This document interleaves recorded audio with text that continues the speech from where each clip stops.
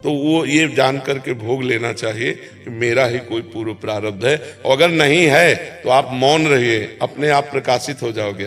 आपको सफाई देने की जरूरत नहीं पड़ेगी, अपने आप सामने वाले को भगवान नीचा दिखा देंगे जो आपको नीचा दिखाना चाहता है।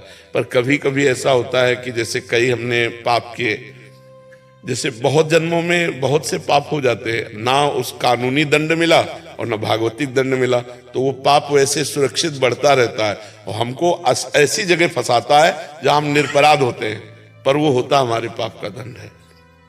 एक सज्जन पुरुष रहते थे, तो उनके घर के सामने एक स्वर्णकार का मकान था। वो अपने मकान में ही दुकान रखे हुए था स्वर्णकार की, तो उसका बहुत बेईमानी का स्वरूप था। और वो उनके पास जब रात्रि में गश्त देते आते तो दो सरकारी कर्मचारी उन्हीं के पास बैठते, खाते पीते, रात में वहीं शयन करते। अब उनको धीरे धीरे मित्रता हो गई, राज कर्मचारियों को पूरा पता चला कौन से बाक्स में कहाँ क्या रहता है कैसे। अब उनका मन खराब हुआ राज कर्मचारियों का कि अगर इसकी हत्या कर दी जाए तो इसका इतना धन, तो उन्होंने ऐसा कर दिया।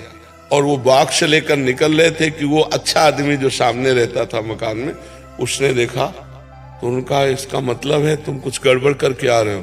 तो उनका देखो, हम तुम्हें बॉक्स में जितना है इसका आधा दे देंगे, चुपचाप अपने घर वापस चले जाओ, हम लोग भी चुप चले जाएंगे, फिर सुबह आके हम सब बना लेंगे। तो उसने कहा ऐसा नहीं होने देंगे, हम हल्ला मचाते हैं। उसने हल्ला मचा दिया।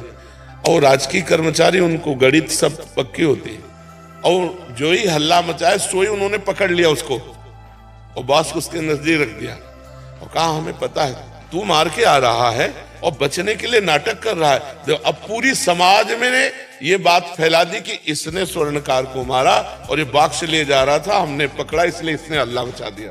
पूरा केस उल्टा हो गया और सबको 100% समझ में आया ऐसा ही है किसी, और वो चिल्ला चिल्ला के कह रहा है लेकिन उसकी कोई बात नहीं सुन रहा। मुकदमा हुआ, जज के सामने जब खड़ा हुआ हो तो रो दिया और कहा जिसकी कसम खवा लो, यद्यपि मैं फंस चुका हूं। उनके पास प्रमाण है, मेरे पास प्रमाण नहीं, पर मैं आपसे रो के कहता हूं कि मैं सत्य हूं, इस केस में मेरे द्वारा कोई पाप नहीं हुआ।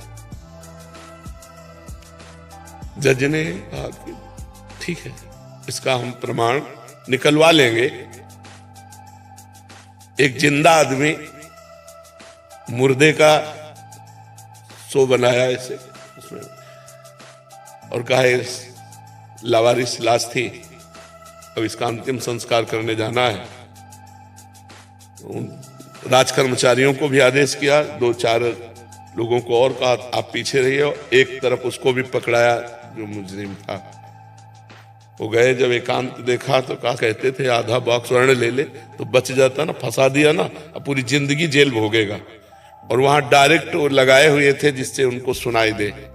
तो उसने कहा चाहे फांसी हो जाए लेकिन हम इसमें दोषी नहीं है, दोषी तुम लोग हो और देख लेना भगवान तुम्हें दंड देंगे, ऐसी बात। अब जज के सामने तो प्रमाण मिल गया कि दोषी राज कर्मचारी हैं। तो उसने कहा इतने दिनों से मैं जेल भोग रहा हूं, इतने मेरे दुख और अपमान हुआ, ये क्यों, ऐसा क्यों हुआ? जज से कहा मैं निर्दोष था, मैं चिल्ला चिल्ला कह रहा था।